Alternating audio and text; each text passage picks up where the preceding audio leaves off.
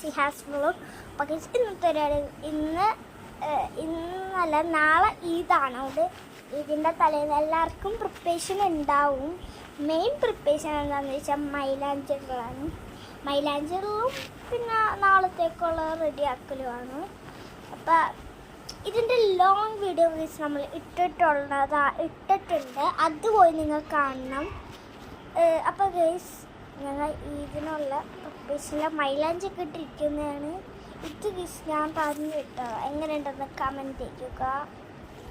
പിന്നെ ഗൈസ് ഒരാളും കൂടി ഉണ്ട്.